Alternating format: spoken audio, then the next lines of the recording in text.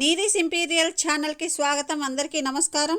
ఈరోజు మనం ఈ వీడియోలో చెప్పుకోబోతున్న అంశం లలితా సహస్రనామాలు మనోపరివర్తనలు. ఇందులో భాగంగా మనము 94, 95వ శ్లోకాలు చెప్పుకుంటున్నాము. అందులోని నామాలు, ఆ నామాల ప్రభావము, ఇవన్నీ కూడా చెప్పుకోబోతున్నాము. మనిషి తల్లి గర్భం నుంచి భూమి గర్భంలో చేరేదాకా, అంటే పుట్టినప్పటి నుంచి మరణించేదాకా నిజంగా ఏవి కోరుకోవాలో, ఏవి అవసరమవుతాయో అవి ఈ శ్లోకంలో చెప్పబడినాయి. అవేంటి అనేది చెప్పుకుందాం. మనం చేసే ఆలోచనలోనూ తలపెట్టే కార్యక్రమాల్లోనూ ఎటువంటి సంకల్పాలను చేస్తామో అవన్నీ ఇందులో తెలుపబడి ఉన్నాయి. వాటన్నిటినీ అమ్మవారు మనకు అనుగ్రహించాలని కోరుకుంటూ కార్యక్రమంలోకి వెళ్దాం. ముందుగా 94వ శ్లోకాన్ని, అందులో నామాలని చెప్పి విషయాన్ని విశ్లేషించుకుందాం. శ్లోకము: కుమారగణనాథాంబ తుష్టి పుష్టి మతిర్ధృతి శాంతి స్వస్తిమతి కాంతిర్నందిని విఘ్ననాశిని. ఇవి అయిపోయిన తర్వాత 95వ శ్లోకాన్ని చెప్పుకుందాం. ముందుగా ఈ నామాలని చెప్పుకుందాం. మొదటగా కుమార గణనాథాంబ, ఈ నామానికి అర్థం చెప్పుకుంటే, ఈ నామస్మరణ చేయడం వల్ల మనకు అమ్మవారు ఏం అనుగ్రహిస్తుంది అనేది తెలిసిపోతుంది. ఈ నామ ప్రత్యక్ష అర్థం ఏంటంటే, కుమారస్వామి గణనాథుడు అయిన విఘ్నేశ్వర స్వామి వార్ల తల్లి కాబట్టి కుమార గణనాథ అంబ అనే నామంతో సూచించబడింది. మరి లోతుగా విశ్లేషిస్తే కుమార అంటే మారుడు, అంటే మన్మధుడు అని అర్థము. కుమారుడు అంటే కుత్సితమైన మన్మధుని వికారములు అని అర్థం. మరో అర్థము అహంకారము అనే అర్థం కూడా ఉంది. కుమార అంటే మనిషిలో మన్మథ వికారములు కలగడము సృష్టికి మంచి చేసేదైతే, కుత్సితమైన మన్మథ వికారములు అనేది వినాశనాన్ని, చెడు ప్రభావాన్ని తీసుకొస్తుంది. అలాగే అహంకారం అనేది కూడా మనిషి యొక్క అభివృద్ధికి ఆటంకమవుతుంది. ఈ రెండింటిని కంట్రోల్ చేసేవాడు కుమారస్వామి అని కుమారస్వామికి తల్లిగాను, ఇక మరి గణపతికి తల్లి అంటే, గణపతి అంటే అర్థమేంటో చూద్దాం. గణము అంటే వివిధ రకాల గణములు ఉన్నాయి. ఒకటి దేవగణము కావచ్చు, రెండవది అక్షరాల్లోని హల్లులకు గణము విఘ్నములు అని పేరట. అక్షర గణానికి అధిపతి కాబట్టి గణపతి అన్నారు. ఇంకా ఏం గణపతి అనేది చూద్దాం. మనం ఏదైనా ఒక పని చేసేటప్పుడు కలిగే ఆటంకములలో ముఖ్యమైనవి ఏంటంటే అశ్రద్ధ, నిర్లక్ష్యము, తొందరపాటు, ఈ పని చేస్తే ఫలిస్తుందో ఫలించదో అనే సందేహము. ఇలాంటి విఘ్నములకు ఆయన అధిపతి, వాటిని తన కంట్రోల్లో పెట్టుకునేవాడు. అందుకే ఆయన్ని విఘ్నాధిపతి, విఘ్నేశ్వరుడు అని పిలుచుకొని ఇలాంటి విఘ్నములు రాకుండా ఉండాలనే ఉద్దేశంతో ఆయనని పూజిస్తారు. అందుకే ఆదిదేవుడు అని కూడా అంటారు. ఈ విధంగా అటు కుమారస్వామికి, ఇటు గణపతికి ఇద్దరికి తల్లి కాబట్టి ఆమెని కుమార గణనాథాంబ అన్నారు. అందుకే ఈ నామ ప్రభావంతో మనలో ఒక అశ్రద్ధని తొలగింపబడి ఏదైనా పని చేయాలంటే ఒక మంచి అవగాహనతో, మంచి శిక్షణతో, అనుకూల ఫలితాలను ఆశించే మనస్తత్వంతో, అంటే అనుమానం లేకుండా ఈ పని నెరవేరుతుందో నెరవేరదో అనే అనుమానంతో మొదలు పెడితే ఆ పని అలాగే ఉంటుంది. అలాంటి అనుమానాలు లేకుండా పని మీద శ్రద్ధతో వేసే ప్రతి అడుగు, చేసే ప్రతి ప్రయత్నము పవిత్రమైనదిగా భావిస్తూ మన కార్యక్రమాలని నెరవేర్చుకుంటాము. తరువాతి నామం తుష్టి. ఇప్పుడు మనం చెప్పుకోబోతున్న ఈ తుష్టి అనే నామం నుంచి తుష్టి, పుష్టి, మతి, ధృతి, శాంతి, స్వస్తిమతి, కాంతి, నందిని, ఈ మాటలన్నీ, అంటే ఈ నామాలన్నీ కూడా ప్రతి ప్రాణికి పుట్టినప్పటి నుంచి మరణించే వరకు కోరుకునే కోరికల గణము ఇది. మనిషి ఇంతకు మించిన కోరికలు కోరరు అనడానికి వీటి అర్థం తెలుసుకున్నాక అర్థమవుతుంది. ఈ ఒక్కో నామం అర్థం తెలుసుకుందాము. తుష్టి అంటే సంతృప్తిని పొందడము, తృప్తిని పొందడము, సాటిస్ఫై అవ్వడము అనే అర్థం. అమ్మవారు నిత్య సంతోష స్వరూపురాలు కదా. యాదేవి సర్వభూతేషు తుష్టి రూపేణ సంస్థిత అని చెప్తాం కదా. మనిషికి ఎన్ని సదుపాయాలు, ఎన్ని సౌకర్యాలు ఉన్నా సంతోషము, తృప్తి అనేది ఉంటే మిగిలిన వాటికి ఒక సార్థకత ఏర్పడుతుంది. తృప్తి, సంతోషం లేనప్పుడు ఎన్ని ఉన్నా వృధాయే కదా. అటువంటి గొప్పదైన తృప్తి అనే భావాన్ని మనకు ఇస్తుంది అమ్మవారు. ఇంట్లో ఉన్న ఎన్నో రకాల సదుపాయాలు, సామాగ్రి, ఆస్తి, ఆభరణాలు, అధికారాలు, సౌకర్యాలు ఇవేవైనా కూడా భౌతిక సంపదలైతే, తృప్తి అనేది మానసిక సంపద. ఈ మానసిక సంపదను తాను అనుభవించడమే కాకుండా దీన్ని అందరితో పంచుకోవాలి, నా సంతోషాన్ని అందరితో పంచుకోవాలి అనే తత్వము ఏర్పడుతుంది. తర్వాతి నామం పుష్టి. పుష్టి అనే పదానికి చాలా అర్థాలు ఉన్నాయి, చూద్దాం అవేంటో. దిట్ట, బలము, సామర్థ్యము, సారము, సత్తువ, సత్తా, శౌర్యము, శక్తి, ఇలా ఇన్ని అర్థాలు ఉన్నాయన్నమాట. పుష్టిగా ఉండడము అంటే స్టౌట్గా ఉండడం అన్నమాట. పుష్టి అనేది 2 రకాల ఉంటుంది. అదేంటంటే మానసిక పుష్టి, శారీరక పుష్టి. ఇందాక పుష్టి అనే దానికి అర్థం చెప్పుకున్నాం కదా, శక్తి, బలము, సామర్థ్యము అని చెప్పుకున్నాం కదా. ఆ విధంగా మానసిక సామర్థ్యము బాగుండాలి, శారీరక సామర్థ్యము 2 బాగున్నప్పుడే మనిషి జీవితం సుగమంగా ఉంటుంది, సుఖ సంతోషాలని అనుభవించగలుగుతారు. ఈ నామ ప్రభావం ఏంటంటే మనిషి జీవితంలో ఒక నిండుతనము అనేది చూడగలుగుతారు. తన శారీరక బలంతో మానసిక బలాన్ని పెంచుకుంటూ, మానసిక బలంతో శారీరక బల సంపదనే కాకుండా తనకు లభించిన ఈ బలంలో ఇక మీదట ఎప్పుడూ వెలితి రాకుండా నిత్యము సుఖము, సంతోషము, బలము, మంచి బుద్ధి మొదలైన సంపదలను కూడా పెంచుకుంటూ జీవితాన్ని సంతృప్తిగా సాగించడానికి అనుకూలమవుతుంది. తర్వాతి నామం మతి. మతి అంటే ఏంటి అర్థాలు అంటే, ఒకటి బుద్ధి అని, జ్ఞానము, జ్ఞాపక శక్తి అని, ఇలా అర్థాలు ఉన్నాయి. మనలోని జ్ఞానము అంటే చిచ్చక్తి, చేతనాశక్తి. మనం చెప్పుకున్నాం కదా, చిచ్చక్తి చేతన రూప జడశక్తి జడాత్మిక అనే నామంలో చెప్పుకున్నాం మనము. చిచ్చక్తి అంటే ఒక జ్ఞానశక్తి, దీన్నే మతి అని కూడా అనొచ్చు, బుద్ధి అని రకరకాలుగా చెప్తుంటారు. ఈ విధంగా మతి రూపంలో ఉండే అమ్మవారు మనకు ఎటువంటి శక్తిని ఇస్తుంది అంటే, ఏదైనా విషయాలను గుర్తుపెట్టుకోవడానికి, ఒక వస్తువును తయారు చేయడానికి, అంటే వస్తువును తయారు చేయాలంటే మనము అందులోని అన్ని విషయాలని గుర్తుపెట్టుకొని అసెంబుల్ చేయాల్సి ఉంటుంది కదా. ఈ అసెంబ్లింగ్ అనేది మనకున్న జ్ఞాపక శక్తి మీదే ఆధారపడి ఉంటుంది. అలాగే కొత్త వాటిని సృష్టించాలన్నా, ఏదైనా ఒక నిర్ణయం తీసుకోవాలన్నా, అందులో మంచి నిర్ణయం తీసుకోవాలన్నా మతి రూపంలో ఉండి మనల్ని చక్కని దారిలో నడిపిస్తుంది. తర్వాతి నామం ధృతి. ధృతి అంటే ధైర్యము, చొరవ అని అర్థం. మనిషికి కేవలము జ్ఞానము, శరీరంలో ప్రాణము 2 ఉంటే సరిపోదు కదా. వీటిని బలోపేతం చేసుకోవాలి అంటే ధైర్యము అనే శక్తి కావాలి, కరేజియస్గా ఉండాలి, న్యూనతకు లోనవ్వకూడదు కదా. మనం చూస్తుంటాము, ఎవరైనా వ్యక్తులు ఇంటర్వ్యూకి వెళ్ళినప్పుడు లేదా ఇతర వ్యక్తులతో ఏదైనా ఒక విషయం మాట్లాడుతున్నప్పుడు, ఒక వ్యవహారం చేస్తున్నప్పుడు ఎవరైతే ధైర్యంగా చొరవగా మాట్లాడగలుగుతారో వాళ్ళకి కార్యక్రమాలు సానుకూలమవుతాయి. అటువంటి ధైర్యము, చొరవ, సాహసము అనే సంపదలను మనము పొందుతాము. తర్వాతి నామం శాంతి. భగవద్గీతలో ఒక మాట ఉంది, అశాంత్యస్య కుతః సుఖమని. అంటే శాంతి లేని వారికి సుఖం ఉండదు అని. ఎన్ని సంపదలున్నా మనసులో శాంతి అనేది లేకపోతే ఆ సంపదలు సుఖాన్ని ఇవ్వవు అనేది అర్థము.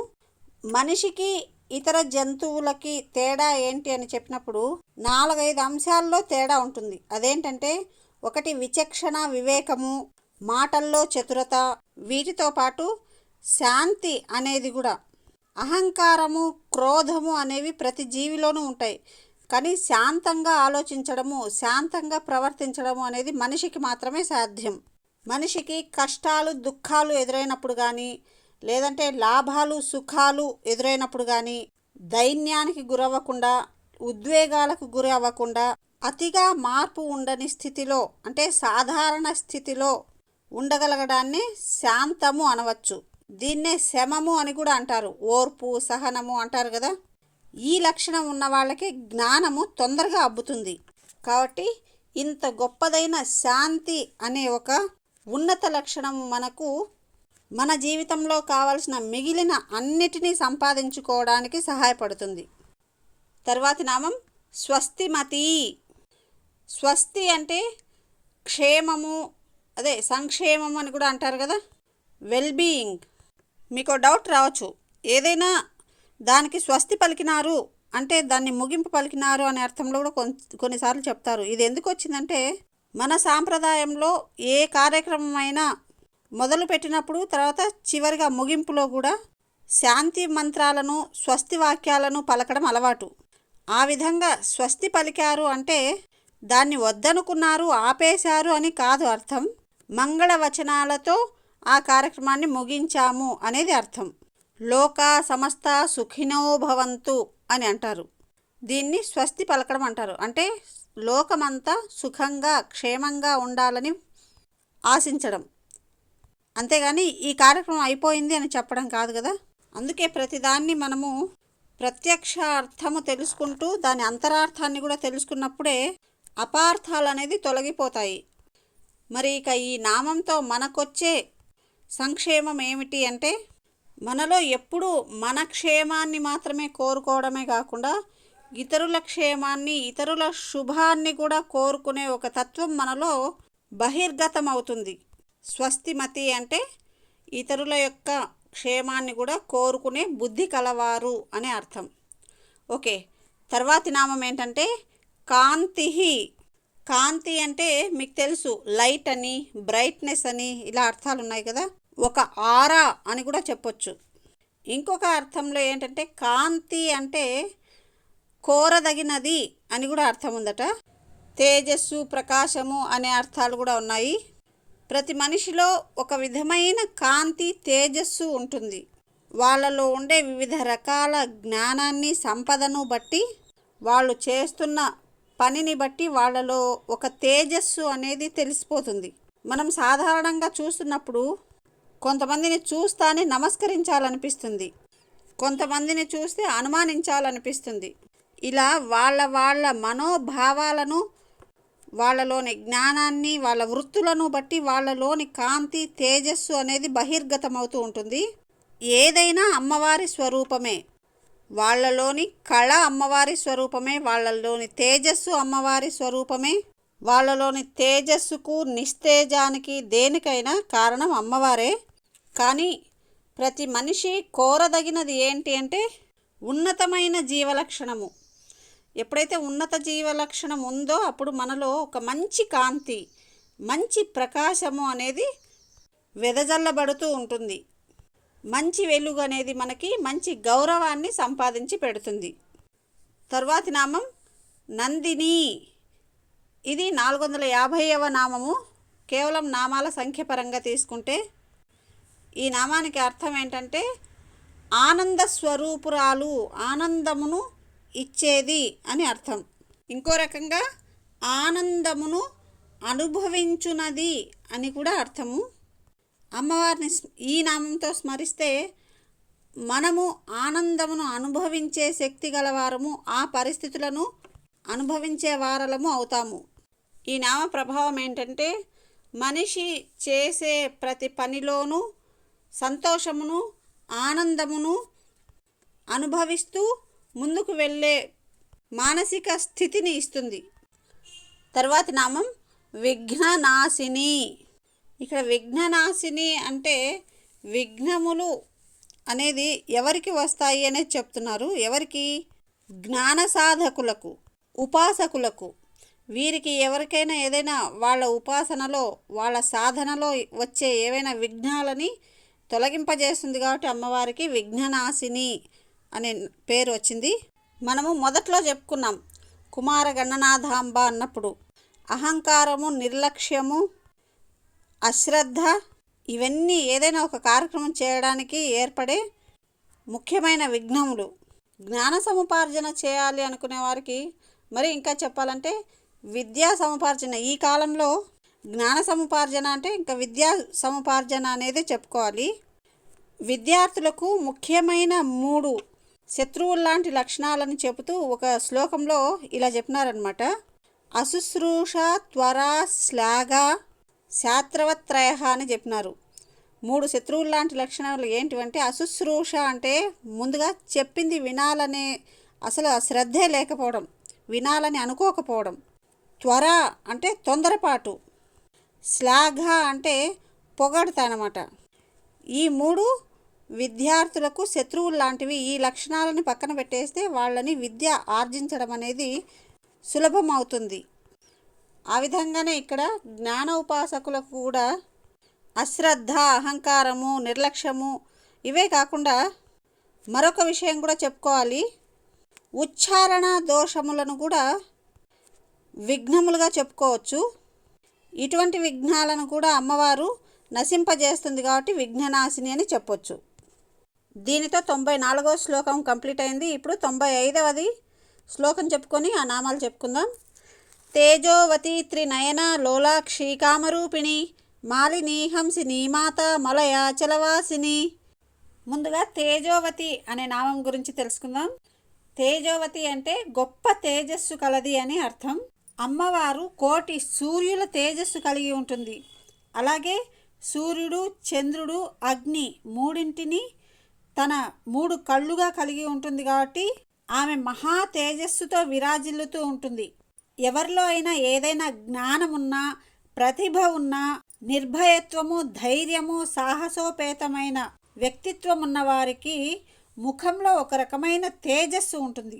ఆ తేజస్సు అమ్మవారి యొక్క స్వరూపము. మనం చూస్తుంటాము కొంతమంది మనుషులలో వారి యొక్క ఉపాసన అంటే వారి యొక్క వృత్తి కానీ, జ్ఞానము కానీ, లేదా భగవత్ ఉపాసకులు కానీ, ఉపాసన అంటే సాధన మాత్రమే, ఉపాసకులు అన్న సాధకులు అన్న ఒకటే, వారిలో ఒక గొప్ప తేజస్సు అనేది తయారవుతుంది. ఎందుకంటే మనసులో జ్ఞానానికి, ఉన్నతమైన లక్షణాలకు మాత్రమే చోటు ఉంటుంది. కల్మషానికి, వికార స్వభావాలకు చోటు ఉండదు కాబట్టి ఆ ముఖంలో ఒక గొప్ప వర్చస్సు, తేజస్సు అనేది వస్తుంది. తరువాతి నామం త్రినయన. త్రినయన అంటే 3 కళ్ళు కలది అని అర్థం. ఇక్కడ కళ్ళు అనే కంటే నేత్రములు అనాలి. ఆల్మోస్ట్ 2 ఒకే అర్థాన్నే ఇచ్చిన కళ్ళు అనేది మనము వ్యవహార నామంలో చెప్తాము, నేత్రములు అనేది కాస్త గ్రాంధికంగా చెప్తాము. ఇందాక చెప్పుకున్నట్టు అమ్మవారికి సూర్యుడు, చంద్రుడు చెరొక కళ్ళు అయితే అగ్ని అనేది 3వ కన్నుగా చెప్పుకున్నాం కదా.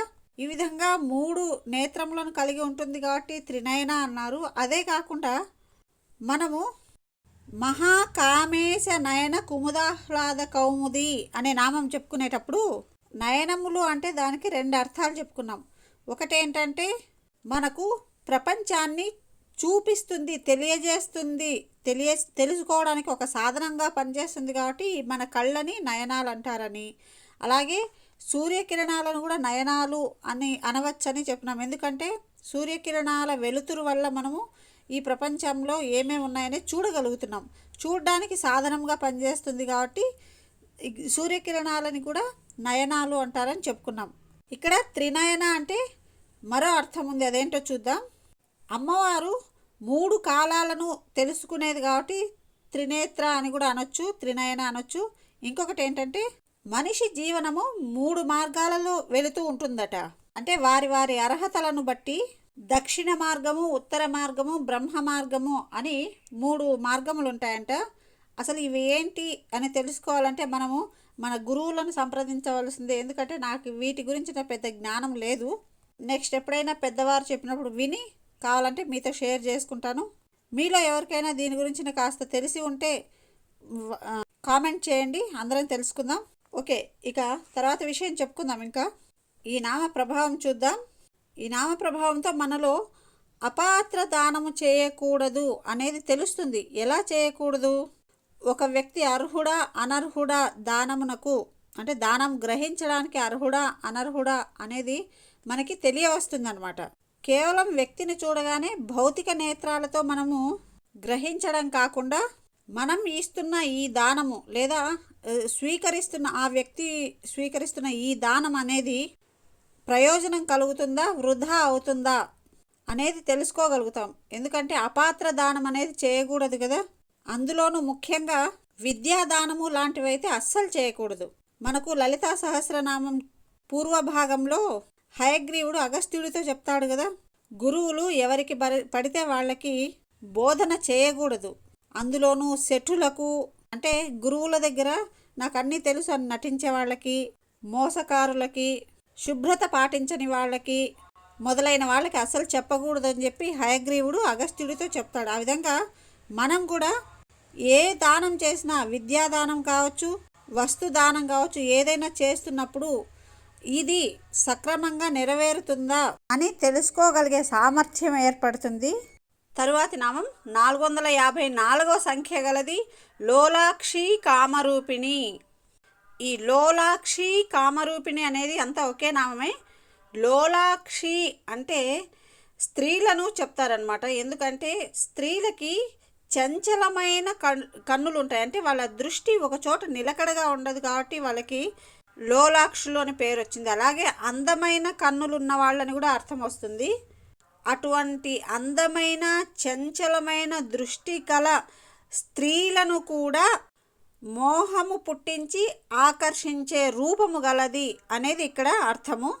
ఎలాగైతే రాముణ్ణి పుంసాం మోహన రూపాయ అంటారు కదా, అంటే పురుషుడైనప్పటికీ కూడా పురుషుల చేతనే మోహింపబడే రూపం గలవాడు రాముడు అని చెప్తారు కదా. అలాగే ఇక్కడ అమ్మవారిని ఏం చెప్తున్నారంటే ఆమె స్త్రీ రూపంలో ఉన్నప్పటికీ కూడా స్త్రీలందరూ ఆమెలాగా ఉండాలని కోరుకుంటారనమాట. అలాగే ఇక్కడ కామరూపిణి అనే పదానికి ఇంకో అర్థం ఉంది. కామరూపము అంటే ఇష్టం, తమకు ఇష్టమైన రూపంలో కనిపించడం అన్నమాట. స్త్రీలు ఏ రూపంలో కొలుచుకుంటే, ఏ రూపంలో ఆరాధిస్తే ఆ రూపంలో కనిపిస్తుంది కాబట్టి అమ్మవారిని లోలాక్షి కామరూపిణి అంటారనే మరొక అర్థం కూడా ఉంది. ఈ నామ ప్రభావం చూద్దాం. మనలో ఒక ఉన్నతమైన లక్షణం ఏర్పడుతుంది. ఏంటది అంటే ఎదుటి వ్యక్తులని బాహ్య సౌందర్యానికి మాత్రమే ప్రాధాన్యత ఇవ్వడం కాకుండా వాళ్ళ గుణగణాలకు ప్రథమంగా ప్రాధాన్యతనిస్తూ, అలాగే ఆ ఎదుటి వాళ్ళలో ఉన్న మనకు నచ్చిన లక్షణాలని అభిమానిస్తూ, వాళ్ళలోని జ్ఞానము, కష్టపడే తత్వము, ఉదార గుణము మొదలైన ఉన్నతమైన లక్షణాలను మనం గ్రహించగలిగి అన్నిటికీ అందరినీ మంచిని ఆపాదించే స్థాయికి ఎదగగలము. నింద అనే ఒక దుర్లక్షణాన్ని మనం దూరం చేసుకోగలుగుతాము. తర్వాతి నామం మాలిని. ఈ మాలిని అనే నామానికి అర్థం ఏంటంటే మాల కలది, మాలగా కలది లేదా మాలికా రూపము దాల్చినది అని అర్థం. మరి అమ్మవారు ఎటువంటి మాలను ధరించింది, ఆమె ఎటువంటి మాలికా రూపము అనేది చూద్దాం. ముందుగా ఈ చరాచర సృష్టిలోని విశ్వాలన్నింటినీ ఒక మాలగా గుర్చితే ఆమె తన మెడలోని ఒక మాలగా ధరించి ఉంటుంది కాబట్టి ఆమెని మాలిని అన్నారని ఒక అర్థము.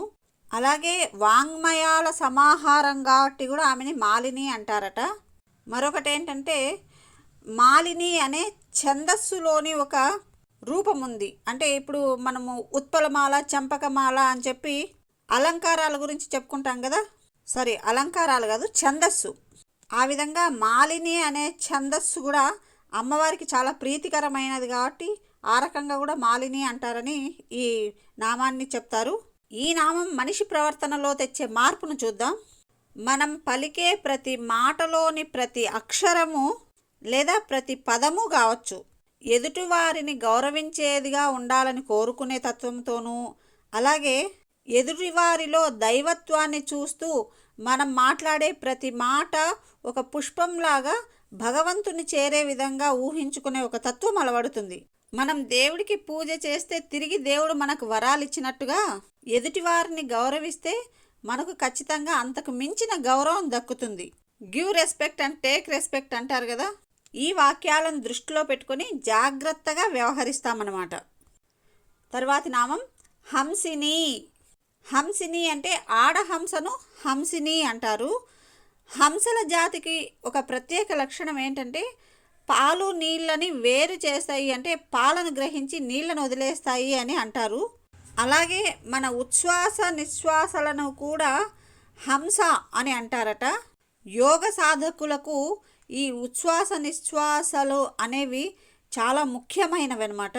వాటి మీద పట్టు సాధించగలిగితే వాళ్ళలో ధ్యాన శక్తి పెరుగుతుంది, యోగ సాధన సులభం అవుతుంది. ప్రస్తుతం మనం చేస్తున్న యోగాలో ముందుగా ఇదే నేర్పిస్తారు. శ్వాసని చక్కగా ఇబ్బంది లేకుండా, అంటే ఉచ్ఛ్వాస నిశ్వాసల్లో ఇబ్బంది లేకుండా ఉండేలా చేసుకునేలా చేస్తారు. ఎప్పుడైతే శ్వాస బాగుంటుందో మన ఆరోగ్యం అనేది సగం బాగుపడిపోతుంది. అందుకే యోగా చేయమంటారు మన వాళ్ళు. సరే, అది అలా ఉంచితే హంసిని అనే పదానికి ఇంకో అర్థం కూడా ఉంది. ఆడహంసను హంసిని అంటారట. ఎందుకు ఆడహంసతోనే పోల్చినారు అమ్మవారిని అంటే, ఆడహంసకు హంసలలోనే ఒక ప్రత్యేక లక్షణం ఉంటుంది.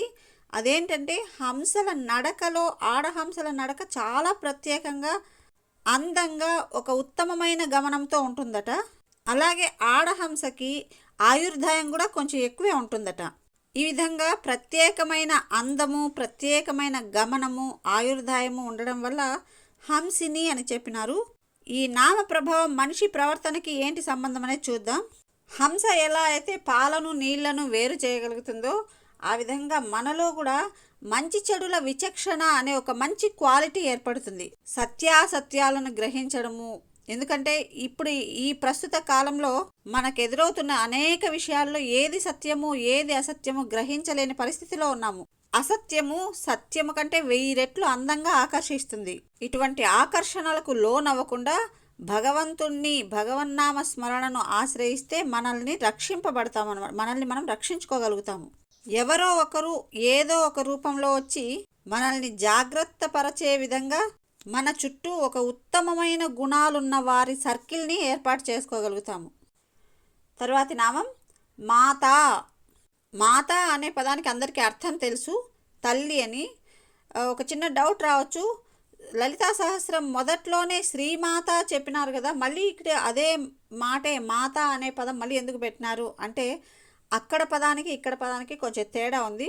అక్కడ శ్రీమాత అంటే అమ్మవారు సృష్టి స్థితి లయాలను చేసేది కాబట్టి, సృష్టి స్థితి విశ్వాలన్నిటికీ అమ్మ కాబట్టి ఆమెని శ్రీమాత అన్నారు అక్కడ. ఇక్కడ మాత అనేదానికి ఒక చిన్న తేడా ఏంటంటే, అష్టమాతృకలు, మాతృకా మండలి వీళ్ళంతా ఉన్నారు కదా అమ్మవారి దగ్గర, వాళ్లలో ఉన్న స్వరూపాన్ని ఇక్కడ మాతగా చెప్తున్నారు. ఇక్కడ మాత అనేదానికి 5 అర్థాలని చెప్తున్నారు. మాత అంటే కన్నతల్లితో పాటు మరో నలుగురిని మాత అంటారంట. అది ఎవరనేది చూద్దాం. తల్లి, తన సొంత తల్లి కాకుండా భార్య యొక్క తల్లి, లేదా ఆడవాళ్ళకైతే భర్త యొక్క తల్లి, అలాగే అన్నగారి భార్య అంటే వదిన గారు, తర్వాత గురువుగారి భార్య, అలాగే రాజు భార్య, వీళ్ళను కూడా కన్నతల్లితో సమానంగా భావించాలని చెప్తారు. ఈ విధంగా ఎవరిలో అయినా ఉన్న మాతృత్వాన్ని అమ్మవారి రూపంగా చెప్తారు కాబట్టి మాత అనే పేరు అమ్మవారికి వచ్చింది.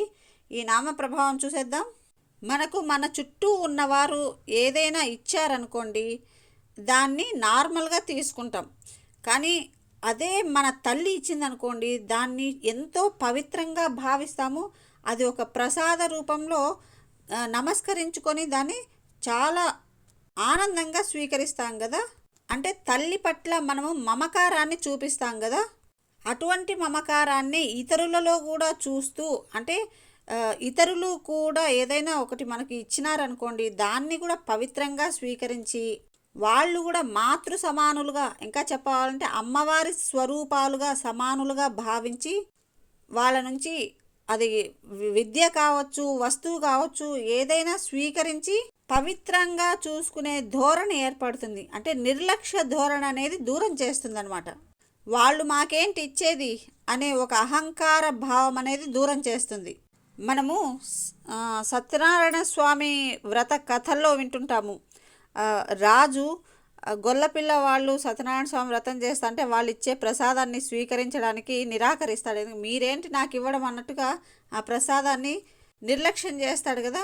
ఆ రకంగా మనలో ఒక అహంకారం అనేది పోయి అన్నిటిలోనూ అందరిలోనూ దైవత్వాన్ని, దైవ ప్రసాదాన్ని గ్రహించడమే మనకు కలిగే మంచి లక్షణం. తరువాతి నామం మలయాచలవాసిని. మలయాచలవాసిని అంటే మలయ పర్వతమందు నివసించున్నది కాబట్టి అమ్మవారిని మలయాచలవాసినిగా పిలిచినారు. ఈ మలయాచలము లేదా మలయ పర్వతాలు కేరళలో ఉంటాయి, అంటే తమిళనాడు, కేరళ ప్రాంతాల్లో.